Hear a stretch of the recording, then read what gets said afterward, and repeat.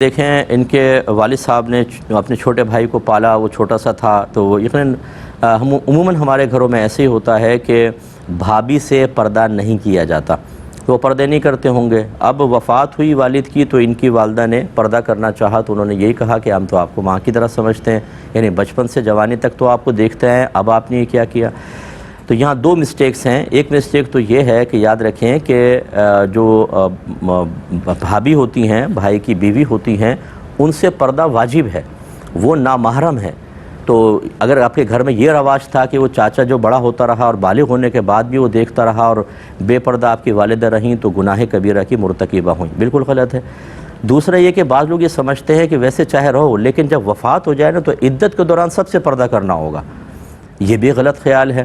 جس سے عدت سے پہلے پردہ واجب ہے، عدت کے اندر بھی واجب ہے، اور جس سے عدت سے پہلے پردہ واجب نہیں ہے، عدت کے اندر بھی اس سے پردہ واجب نہیں ہے۔ تو چاچا سے اس لڑکے سے پہلے ہی آپ کی والدہ کا پردہ واجب تھا، عدت کے اندر بھی واجب ہے۔ تو لیکن چونکہ آپ نے پہلے اپنے ہی معذرت کے ساتھ یہ لفظ عرض کر رہا ہوں کہ آپ نے اپنا ہی ایک اصول بنایا ہوا تھا کہ عدت کے علاوہ تو بے پردگی جائز ہے، لیکن عدت کے بعد بہت زیادہ احتیاط کرنی پڑتی ہے، اور یہ عمومی طور پہ وہی لوگ کہتے ہیں کہ جنہیں بیچاروں کو علم نہیں ہوتا، وہ دوران عدت نئی کنڈیشنز لگانے کی کوشش کرتے ہیں، دیکھو بھی عدت میں یہ بھی نہیں ہوگا، یہ بھی نہیں ہوگا، یہ بھی نہیں ہوگا، حالانکہ اس سے پہلے بھی ویسے ہی شرعی احکام ہوتے ہیں۔ اس لیے یاد رکھیں کہ آپ کی والدہ بالکل ٹھیک کر رہی ہیں، اور جو اس سے پہلے عدت سے پہلے جو چاچو کے ساتھ بے پردگی ہوتی رہی، اس پہ اللہ تعالیٰ کی بارگاہ میں توبہ کریں، اور عدت ختم ہو جانے کے بعد بھی اب بے پردگی ہرگز نہیں ہونی چاہیے۔ یہ بھائی نے فرمایا کہ جیسے حدیث میں ہے کہ جس نے 3 بار سورہ اخلاص پڑھی اسے پورے قرآن کا، گویا کہ اس نے پورا قرآن پڑھا، یعنی پورے قرآن کا ثواب ملے گا۔ پھر درود پاک کا ذکر تو ہم نے ضمناً کر دیا۔ اب یہ کہتے ہیں کہ کوئی شخص آ کر ہمیں کہے کہ ہمیں ایک قرآن کا ثواب اگر آپ کے پاس ہے تو ہمیں بخش دیں، تو ہم وہ 3 بار سورہ اخلاص پڑھ کے کہہ سکتے ہیں کہ یہ پورا قرآن کا ہم نے آپ کو ثواب دیا؟ دیکھیں ایسا نہیں کہہ سکتے، کیونکہ ہمارے عرف میں جب کوئی آ کر ڈیمانڈ کرتا ہے کہ یار اگر آپ نے کوئی قرآن پڑھا ہے اس کا ثواب ایصال کر دیں، تو وہ یہی کہہ رہا ہوتا ہے کہ 30 سپارے پڑھے ہیں، تو کیونکہ ہمارے یہی جب ڈیمانڈ ہوتی ہے یا کہا جاتا ہے، اس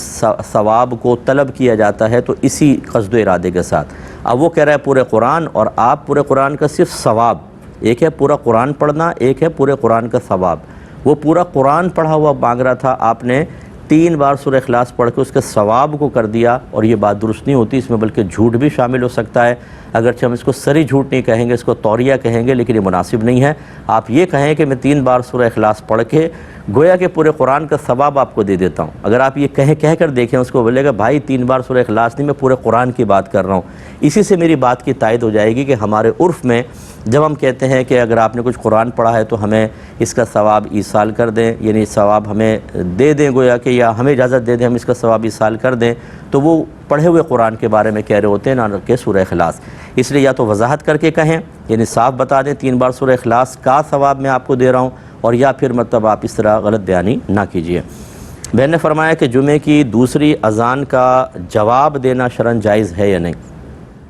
دیکھیں جو خواتین گھر میں ہیں وہ تو ان کلمات کو دہرا سکتی ہیں، کوئی مسئلہ نہیں ہے، لیکن جو نمازی بیٹھے ہوتے ہیں ان کے لیے جمعے کی دوسری اذان کا جواب زبان سے دینا منع ہے، کیونکہ وہ نبی کریم نے منع فرما دیا کہ جب امام خطبے کے لیے نکل آئے تو اس کے بعد زبان سے کوئی کلمات وغیرہ کوئی ادا نہ کریں۔ امام جو بیٹھے ہیں ممبر پہ وہ مستثنیٰ ہیں، وہ اس کا جواب دے سکتے ہیں، لیکن میرا مشورہ یہ ہوتا ہے کہ اگر آپ جواب دیں گے، ہونٹ ہلائیں گے، تو مقتدی بھی بعض اوقات جواب دینے لگتے ہیں۔ یا پہلی مسئلہ سمجھا دیں، میں آپ لوگوں کے لیے جواب دینا صحیح نہیں ہے، دل میں جواب دے لیں، زبان سے نہیں، آپ پھر ٹھیک ہے جواب دے لیں، لیکن یہ خواتین کے لیے کوئی پابندی نہیں ہے، وہ گھر میں جواب دے سکتی ہیں۔ ایک یہ بھائی نے فرمایا کہ کیا باپ اپنے بیٹے کو اور ماں اپنی بیٹی کو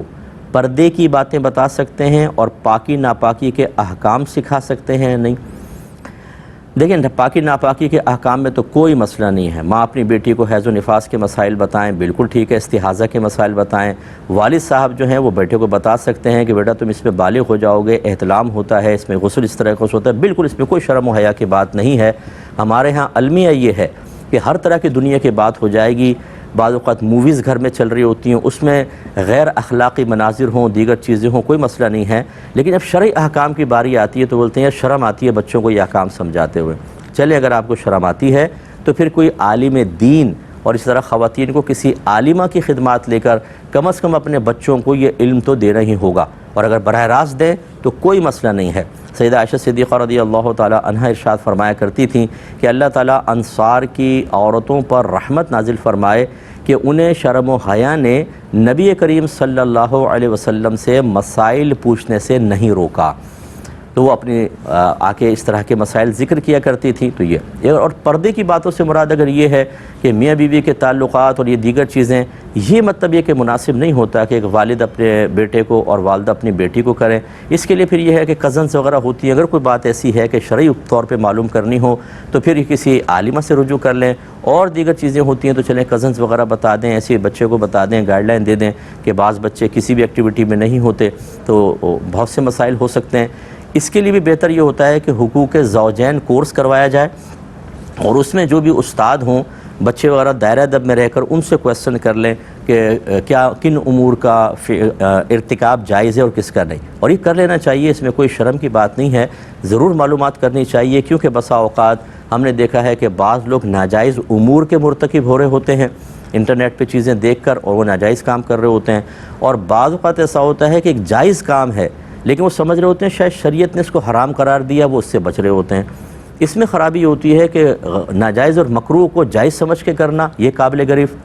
اور ایک جائز عمل کو ناجائز اور گناہ سمجھ کر چھوڑنا یہ الگ مستقل گناہ۔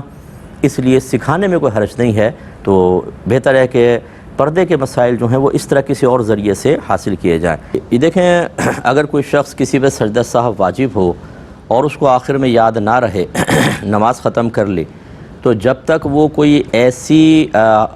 حرکت نہ کرے جس سے مجلس تبدیل ہونا کہلائے، اس تب وہ سجدہ سہو کر سکتا ہے۔ مجلس تبدیل ہونا کب کہلائے گا؟ جیسے نماز ختم کر کے وہ کسی سے باتیں کرنے لگے، کھانا کھا لے، اٹھ کے چل پڑے، نیچے لیٹ جائے، سو جائے، تو یہ کہیں گے کہ مجلس بدل گئی، اور اب جو ہے اس کا گویا کہ سابقہ نماز سے سلسلہ بالکل منقطع ہو گیا۔ اگر ایسی صورتحال ہے تو نماز واجب العیادہ ہوگی، اسے بعد میں ادا کرنی ہوگی۔ لیکن اگر ایسا نہیں ہوا بلکہ نماز ختم کرنے کے بعد ذکر الہی کر رہے ہیں، یا جیسے آپ نے فرمایا جسم پہ کہیں ہاتھ رکھے کوئی دم وغیرہ کر رہے ہیں، تو یہ فصل بالاجنبی نہیں کہلاتا، یعنی اس شخص کا ابھی سابقہ نماز سے رابطہ یا تعلق منقطع نہیں ہوا، جیسی یاد آئے فوراً سجدہ سہو کر لیں تو انشاءاللہ نماز ہو جائے گی۔ دوسرا نے کہا کہ بعض اوقات آنکھوں میں خارش ہو جاتی ہے جس کی وجہ سے پانی سا نکل آتا ہے، پلکوں کے اوپر آ جاتا ہے، تو کیا حکم شرعی، یہ ناپاک ہے، پاک ہے، وضو رہا یا نہیں رہا؟